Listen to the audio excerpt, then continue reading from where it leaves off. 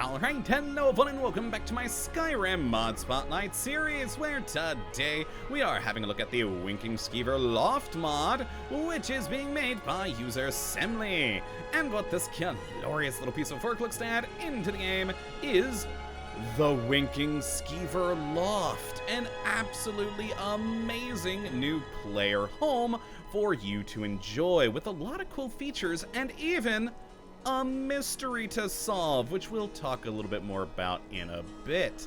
But first, let's just kind of take a look at this thing. I mean, it's a kind of, I gotta admit, weird addition to the top of the Winking Skeever with that gigantic balcony. But overall, though, this player home is beautiful. The interior is absolutely awesome, loads of great features, and it's not that hard to get hold of.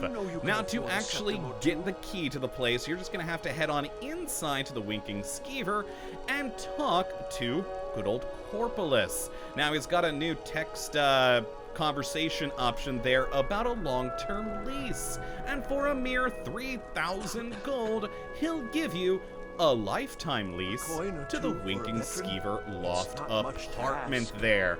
And it's as simple as that. Now, to actually access the place, you are going to have to go around to the back of the Winking Skeever, which does mean going down this little alleyway here where we have the entrance to the Winking Skeever Loft.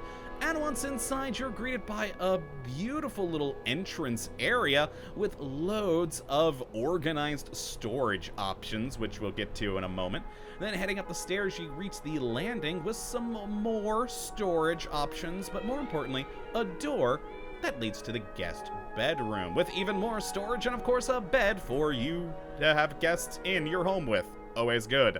Now, also off the landing is the main room for the entire place, absolutely great looking, and split into two areas. The office, where you got a load of bookshelves, some more storage, and then some interesting little reading mechanics there we'll talk about in a bit.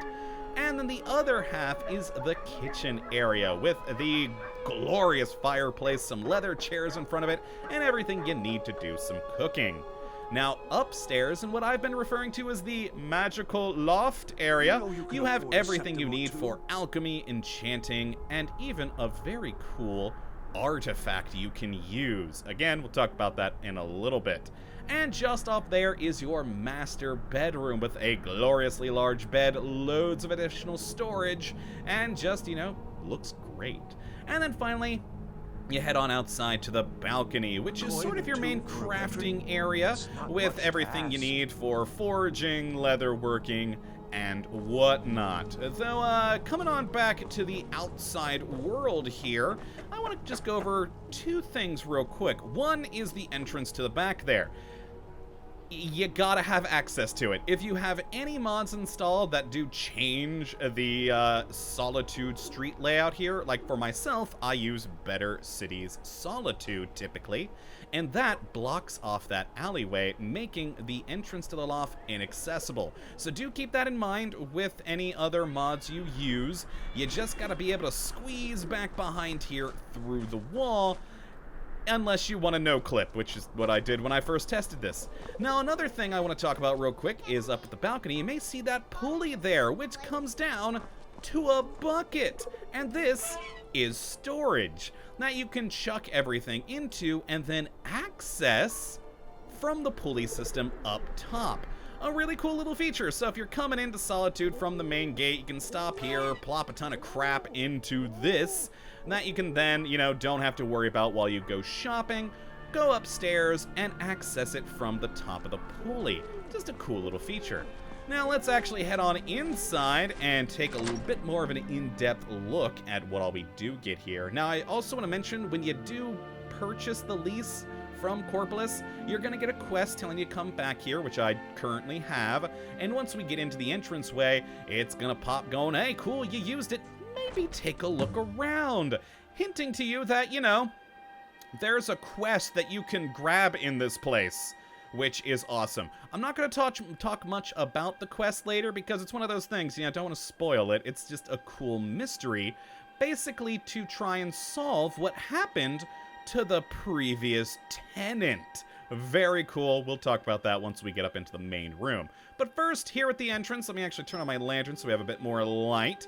And yeah, just a cool looking area with organized storage. Basically, everything you look at is a different thing. We got footwear storage, we've got cloak storage, quiver storage, loot for sale storage, weapon bin, travel gear, keys even, and just loads of individual things, and of course, a shrine to Dibella for whatever reason.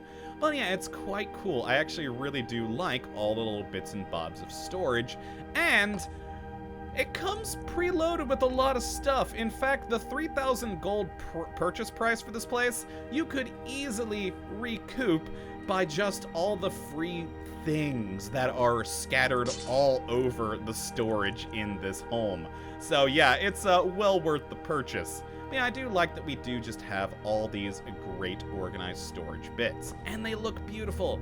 Now if we head on up the stairs here, first off, cool looking, the tile roof, all the shields for all the holds, and even some nice weapon display things there, preloaded with some swords for you to use if you desire. But a cool little feature is we've got these sliding doors here along the wall, each one showing a safe that you can open up and, you know, store more stuff into. Very cool. I like that. You can just then cover it up and it's nicely tucked away. Now up here on the main landing, we've got some more storage with armor there. We've got a drinks storage here, and a lovely little note from the mod maker, giving you a little bit of storage, for instance, that all the storage is safe aside from the ones marked with that. And yeah, just some nice little info here. Apparently this whole mod was a COVID project for this particular mod maker, so nice, nice, nice. Yeah, I always like when mod makers include a little touch like that. Just, it's a neat little thing. And we've got our door here to the guest bedroom, where we of course do have some additional storage in the strong box, the bed, more storage here, and even a knapsack back there. And just a lot of nice detailed clutter objects. You can't loot these ones, they are just there to look good, but they do that job well. Now if we head on back out to the main room, absolutely love the look of this place, very neat. And let's talk about the office. Now, first off, like with downstairs, all the organized storage, each bookshelf is a different kind of book storage. We've got tales here, we've got songs, we've got unsorted new arrivals, we've got journals, politics and law, and it just kind of keeps going around. And even here, we've got travel guides and maps. And you'd open up any of them, and it's gonna be, you know, those particular books in that category. But what's really neat is if you find an open book like that, or like that, or like that one, or even this one over by the fireplace, you can click on them, and then you can activate and look into any of those sorted bookshelves through this interface. So we look at journals. Hey, there we go. The journal bookshelf is actually upstairs, I think, unless I passed it by earlier. I think it's upstairs. But yeah, it's very cool. So you can get access to any of them, open it up, grab the book, and then you're good to go. It's a very neat feature, and like I said, just any open book in the place, you can do that with. It's a very neat indeed. Now, another fun feature in here is this wall right there. One, it already just looks good. I love the decor. But if we all walk up to the wall, we can change it. The default is music, but we also have magic, nature, endeavor, war, and death. Now, we won't look at all of them, but let's just take a quick look at the most disturbing of them, death. There we go. It changes it up. And look at that. You now have a terrifying skeletal throne to sit on. That's just horrible. But yeah, let's change it up to, there it is. My personal favorite, the magic one. Oh, look at that. You got a cool magical throne, some soul gem storage, and then a shrine to Akatosh behind you. Very nice indeed. Now, you can switch between all of these. Again, you know, you've just got these 6 good options here. And one of the interesting things to mention is with, say, while we're on the magic one, the soul gem storage. If we, you know, went over back to music, well, those soul gems aren't there anymore. Don't worry, they do still exist. If you put anything in there, it doesn't get deleted. You're just gonna have to go back to magic, to then go and access it once more. As there are a couple of them, like Endeavor and War have different kinds of storage thing. War even has some cool weapon racks and a very Game of Thrones-esque throne to sit on. And so, yeah, you'll just have to switch back and forth between them if you want to access something from it. Now moving on to the kitchen area, another great place, lots of good decor, and lots more organized storage. We've got ale and mead there, eggs, etc. Just basically each little alcove is a different thing, and we can even pour ourselves an ale, and boom, get that. We also do have more of that storage here for, like, say, cooked food. And if we actually head on over here, we got fresh vegetables, some more just cool storage here, snack from Fruit Bowl, and a cool fireplace that if we grab some firewood from firewood storage, we can actually light. You do need firewood to light it, but there you go. One firewood was removed, and now we have a nice ambient glow. Let me turn off my lantern there, of the fireplace, with the cooking pot just above it for you to do the cooking. Lovely. And of course, the lovely seating area here for you to just enjoy the fire from. And let's head up to the magical loft zone, which again has loads of different storage. We've got soul gem storage there, amulets and rings, open trinket box, enchantable gear. We've got over here things like recipe books. We've got the common ingredients, rare ingredients, potions, other just cool things here, search poisons, etc. Now for the actual crafting, you're going to want to go here, the Imbued Enchanter, and we can click that and switch between magic staves or, you know, something else for general enchanting. And for alchemy, we want to look right here to use the Alchemy Lab, where we can then, you know, make all of our potions. So some cool, neat little things there. Very nice. Now, we also have a unique thing, the Ethereal Focus. This is awesome. You turn it on, thing glows, and you get a magical effect that lasts an hour. Currently, health. Now you can change it by actually playing around with the focuses. So if we like change that focus, sure, why not? We'll change that focus over as well, and then activate it again. Oh look, the particle effect change, and now it's resist frost. Now you can play around with different combinations here. Each of these three things adjusts it, and yeah, you can just play around with it to get cool different effects on yourself. Very nice indeed. Just a fun little addition. Now also over here in the seating area, we can change the seats that are here if we go to the balcony seating and switch between stools and chairs. And yeah, that changes those back there. A little weird, but it's just a nice little aesthetic thing that changes. And yeah, just some nice stuff, another more reading material, quest research. And if we head back here, we've got the main bedroom. Again, another book to read over there, some more storage, wardrobe, jewelry, etc., circlets, and lots of chests on the wall. Very cool. Now, I just love, there's just so much storage all over this place, and it just looks beautiful. Let's turn off the lantern again, just the ambient lighting in the room. Very nice. A little bit dark, but, you know, hey, it's good. I like it. Looks gorgeous. And, you know, some more swords and shields there. Now, before we head outside, there's two more things I want to talk about. One, we have a ladder here. This takes you up to junk storage. Again, more organized storage. We got junk there, forgotten mementos, old books, etc. Just some nice things there. And I actually do want to go back downstairs real quick. You may have noticed that there were up here, like, say, you know, read notes, but the important note is downstairs. That's that quest that I mentioned about the mystery that this whole thing has. When you actually go downstairs and talk to Corpolis, you can actually talk to him about the previous tenant. There's no voice acting, so it's all text-based. But yeah, he talks about the previous tenant was a magic user who delved into ruins and disappeared.